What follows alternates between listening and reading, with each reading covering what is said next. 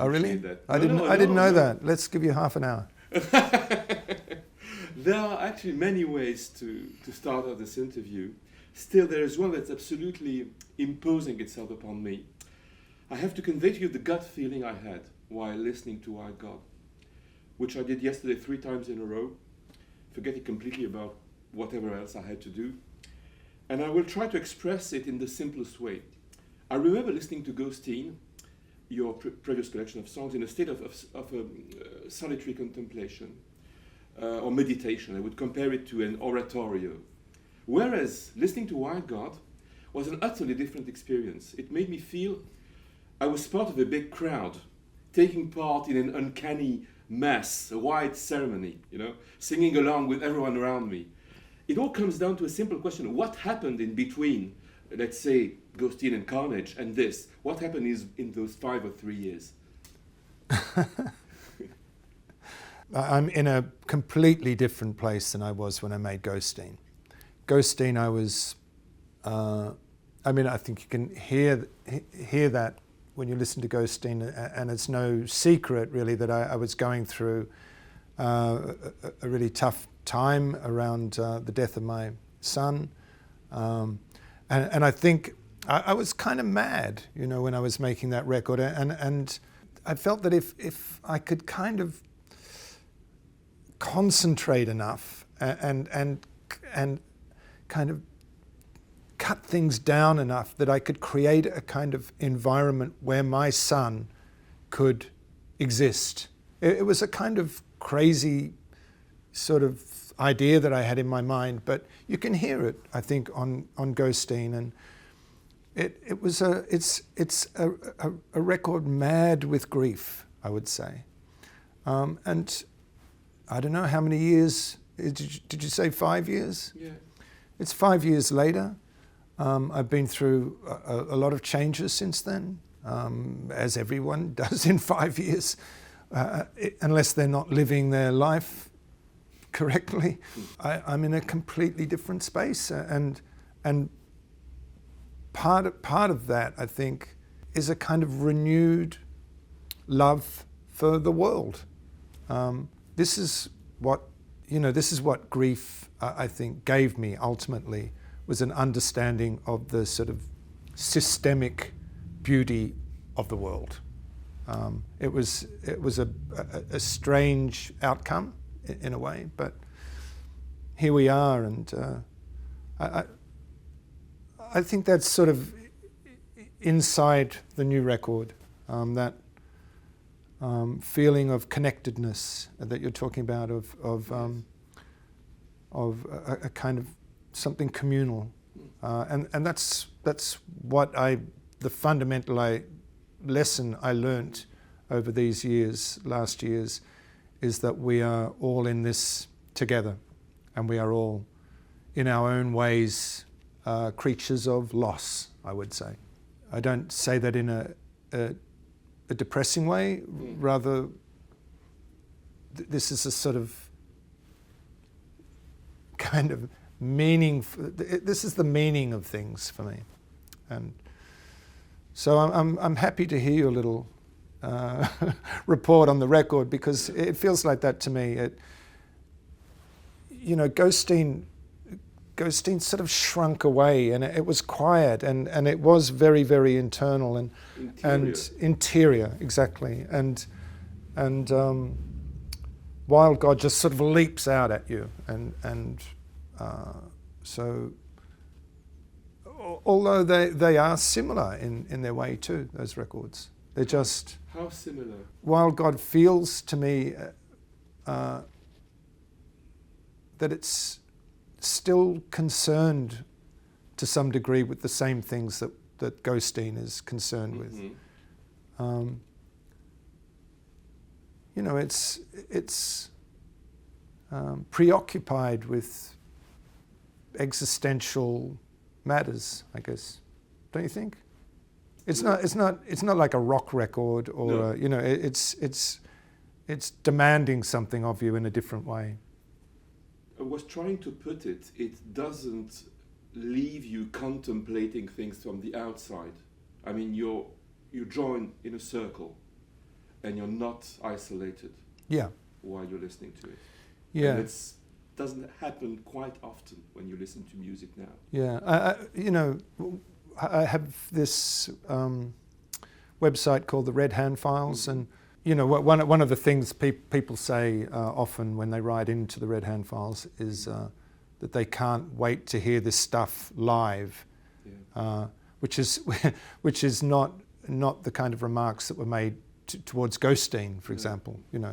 And in a way, I think the pandemic, even though we had big plans for Ghosteen, how we were going to do that, I think the big production. Yeah, we had had a choir, but I think Ghosteen, the pandemic, saved the world from that sort of that particular idea, and Ghosteen was just allowed to sort of quietly be, But in a way, what's interesting, I hadn't planned to ask you that, but it goes against the grain in a way, because now, I mean, you have singers like Billie Eilish doing a thing about intimacy, being very insular, and with the social media, etc. People uploading stuff for Instagram, etc. And now you're taking the opposite direction, like doing big sounds. Yeah, look, maybe we're travelling on the same road. I'm just a little bit further down than them. It's a good way. What do you mean? I guess. Look. Are you talking about age? Well, I don't know. I don't know about that. I don't know what Billie Eilish is actually doing. So. Really, you haven't listened to? No. Never. No. You're not curious? Well, am I curious? Well, I'm not so sure, but I would. From the little I've heard, yes, I've always liked what I've heard of hers, but I'm just not one that's really listening to a lot of new music these days. So. What are you listening to? I'm reading a lot. Mm-hmm. I'm writing a lot. Yeah. I'm writing songs a lot. I'm Yes. playing the piano a lot. All of this stuff I can't do and listen to music at the same time. I'm taking here the liberty to follow on with my impressions. More than once, one could feel while listening to many of your previous songs that you were talking to yourself, or more accurately, maybe impersonating a character who was talking to himself. Then gradually it felt more interior. Are we talking about through my career? Yeah, through your career. I mean, maybe I'm not right?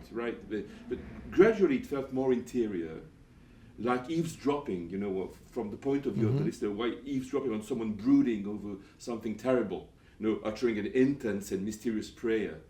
I am, of course, referring to Skeleton Tree and Ghosteen. But now it sounds like you're happy to let everyone inside your world. I mean, you are surrounding yourself with a gospel choir, a choir that sounds like regular churchgoers on one song. Yeah. At some point, and the Bad Seeds are really sounding like a proper band. Which it wasn't the case. How dare they? For 10 years. There wasn't. You don't have much control over where your music goes. I don't. All lyrics, actually, I don't feel I have any real handle on when I sit down on what the record's going to be like or about.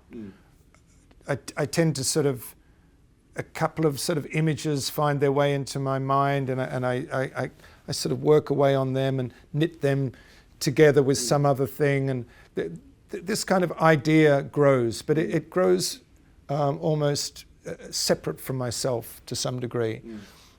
So what I'm trying to say is that I don't have control over the outcome of a record, particularly, except that with this record I wanted for the health and longevity of the band is to bring the Bad Seed back in, because I felt they'd been sort of slowly pushed out, right?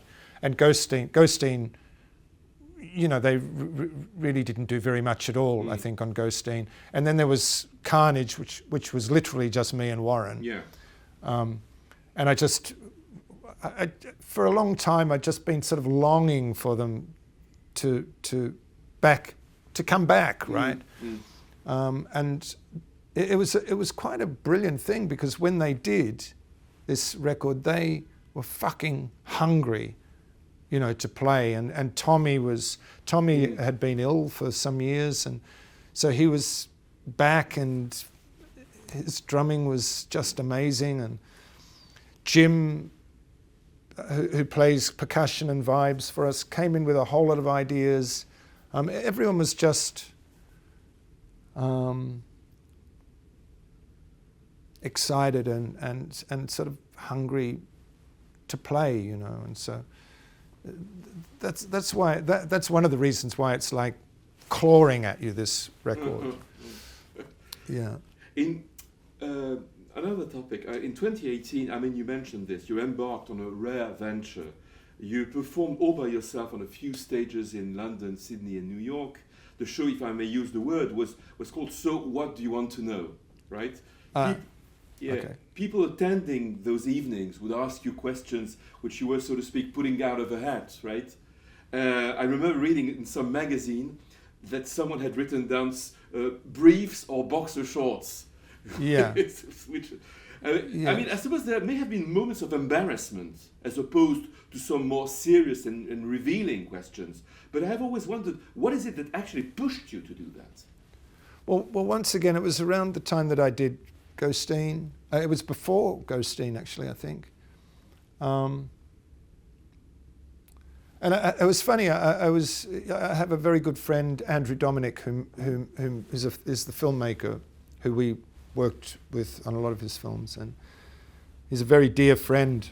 And he was talking about me doing this stuff. I had a lot of friends. I started off in America. A lot of friends saying, "You cannot walk on stage and ask to be unmoderated and answer people's questions, because this is when things were starting to get more difficult to just speak about, you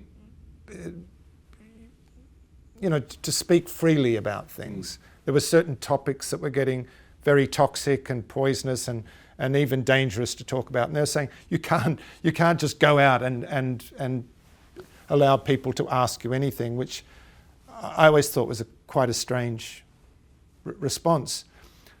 But Andrew, he said, "Why are you doing this?" And I said, I don't know, it just feels like a good thing to do. And he said, "You're grieving." He said, "You're grieving. That's why you're doing this." And I was really taken aback, because I was like, well, no, I just think there's some other kind of benefit or kind of communal benefit in some ways of doing this. And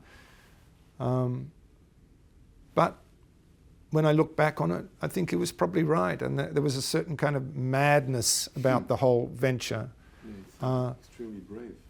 Yeah, I don't know about brave, but it was in the way a way of me trying to work out how to deal with a particular situation. And you know, some of those nights were amazing. You know, it wasn't just people asking stupid questions. It was people standing up and saying, this empty seat next to me is where my husband would have sat, but he died. And this is how I feel. And, you know, so a lot of the questions were around matters like that. So it was a kind of a privilege to do it. And I think that really, the Red Hand Files became a much more focused way of doing that, you know. You know, strangers would ask you very intimate and deep questions about their lives, you know, as they would to some psychologist running a column in a magazine, you know, or it would be a website now. And what were for you the most important rewards that you gained from those experiences? Well, I learnt over time how to articulate my feelings, especially of loss. And that's part of the problem, I think. That's part of the problem for people who are grieving, is that we don't really have adequate language in order to describe these things. We're very clumsy in that respect when it comes to these matters. And so was I, so was I when I was doing these things. And I felt I hope it was of some sort of benefit for other people, but it was certainly a way of connecting myself to the absence of my son, and to sort of present the terms of my own grief, shall we say. Yes.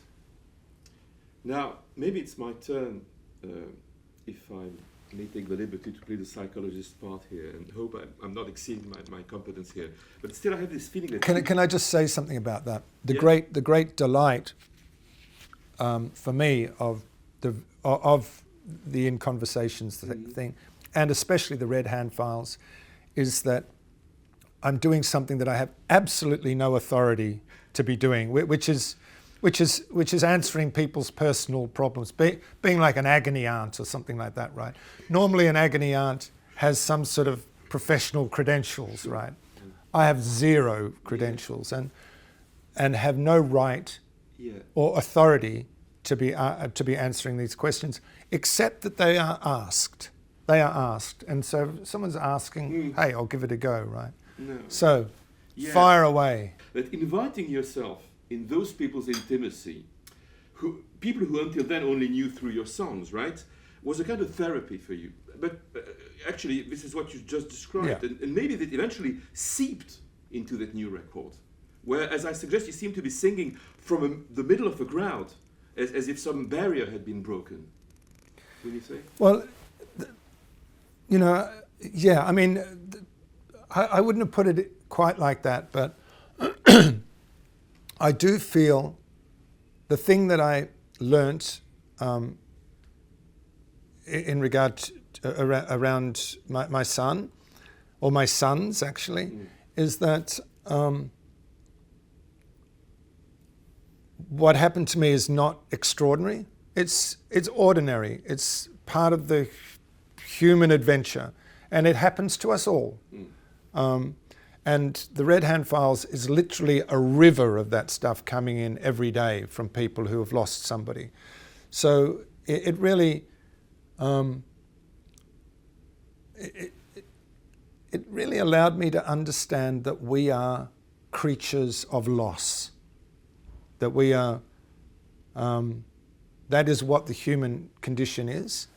But this is the sort of thing that gives our lives meaning, and that we have as human beings the wonderful capacity to leap upwards out of that feeling of grief and loss into sort of transcendent, beautiful, loving moments. And that's the lesson that I learned, and I see the world in a way that's quite unique, in that many people, I think, see the world as an absolute catastrophe of oppression and injustice, of war, and this is true. But I also have a sort of attachment to the world that sees the world as systemically beautiful, that it keeps on being beautiful regardless. And I think that's basically what I want to try and say on the records, really. I remember a quote from... Sorry. I know that would make you smile. I remember a quote from an interview you did some 20 years ago, in which you mentioned that you had a routine in Brighton, that you worked within the frame of office hours, you know, from 9 to 6 all days except on Sundays. 9 to 5. Now, the magazine said 9 to 6. Okay, okay. 9 to 5. Maybe Yeah, I'm it's getting less and less. It was yeah, there was information there. But I mean, that seems at odds. I mean, to me, as a writer, with the words of your new songs, which seem to be very accurate descriptions of dreams you've just had captured on the fly, and not within working hours. I'm quoting here a few lines from Long Dark Night of St. John of the Cross, of course, but this is what you're... Through the door of my dream burst no zombie, no ogre, no devil there, but a flying man with a long trailing hair, who perched upon the iron rail of my bed, O Lord, combing his long white hair and saying my name. How could he know when I did not even know my name? But it's typical of a dream, I mean, the mystery and the questioning. Do you write those down on a notepad immediately after you just woke up? Or are they reconstructions or even mere inventions that you work on in your office? No, they are the lyrics that I've written between 9 and... It's 5:30 actually. You know, I don't... long ago I worked out that inspiration is a very faulty, unreliable kind of engine of creativity, shall we say. It's not reliable. And if I was to sit around and wait for ideas to come and inspiration to sort of come down, That's and a myth. it doesn't happen. You know, I just get up in the morning and I start working on something, and I write the lyrics come, and you know, there's no... I try and take that... I try and take the sort of mystery of the act away, but there are within 9 to 5 amazing things happen. You know. What I find extraordinary is, you know, I've just quoted that. It's that really that reads like the notes some person between sleep and awakeness would write down on the spot. And how come? Well, I think that person's dead. I don't know how to answer that question. The lyrics. I actually wrote that particular song in the back of a taxi on the way to the dentist, actually. You see. But it was in between the hours of 9 and 5:30. Yeah. Okay. But was it a dream? I guess had? No, it wasn't a No, dream. It wasn't a dream. It's really reads like a... Well, I mean, I don't generally like to do this, but that song is a counterpart to the song Wild God. In Wild God, this character is flying around, this old, decrepit, useless God is flying around trying to find someone to believe in him. And he goes into his past and he visits the girl from Jubilee Street. Yes. I have a song called Jubilee Street. This girl is a prostitute in the original Jubilee Street. But she's dead. But she died, right? She's not there because she died in Wild God. In Long Dark Night, this character visits this woman. This song is from a female point of view. Visits this woman, and I suppose this woman in Long Dark Night is the girl from Jubilee Street who is no longer alive. Yeah. So actually, it's not a dream thing. It makes logical sense. Well, just myself, you know, and what goes on in my head, and this is I think the common condition of most people, probably, but certainly most artistic people, are terrible doubts about whether you can still write, whether the words are any good anymore, whether they're as good as your old songs. What do I write about? Am I all washed up? All these kind of things that especially when you start writing. You know, when I started writing this particular record last year on the 1st of January last year, sat down and started, and your initial thoughts, you're just flooded with self-doubt. And I always have been, I always will be. and that's one of the hurdles you have to get over, and hang in there and keep writing. You know, unfortunately, when you start a record, a lot of the stuff you write is not good. You know, it's not very promising, and in fact, it's worse than that. It's just more. It's just more evidence of your kind of that you've ceased to know how to write properly. You know, you're just writing stuff and going, oh, fuck, this is not good. This is not good. Oh my God. I see my wife in the evening. She's like, "How are you today?" And I'm like, "Oh." And, you know, it's just a horrible sort of situation. Well, a good writer is always his worst critic, you know. But that, and then eventually you start to get stuff, and it's you know, it works, and you make a record, and you have a great time making the record. But the actual lyric writing is my dark. It's where things are difficult for me. The actual making of a record and the writing of the music is almost pure joy. Well, you're not alone. Yeah, you're with your friends. When you're writing, you're alone. Yeah, you're alone. That's right. You're alone with your sort of toxic thoughts, and with your friends, you're just alone with a bunch of toxic individuals. No, you're with a bunch of brilliant people doing brilliant things, and it's really exciting. There's a song that's a joyful evocation of someone who sadly is not here anymore with us, your first wife and collaborator, Anita Lane. My girlfriend, yeah, not my wife. Yeah, well, you weren't married, of course, yeah, sorry. The song, Oh Wow, how wonderful she is. It ends with a phone message she left you a few years ago. Yeah. We get a glimpse into your intimacy, your complicity. We even hear sparkling laughter. At some point she says something as beautiful as it is enigmatic.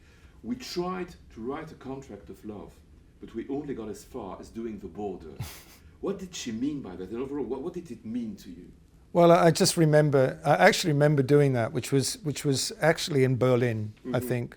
We were sitting around and we decided that we would write a contract of love. That is, the things we could, what love meant to us, a binding contract of certain vows and all of that sort of stuff. We were probably both a little worse for wear at the time, shall we say.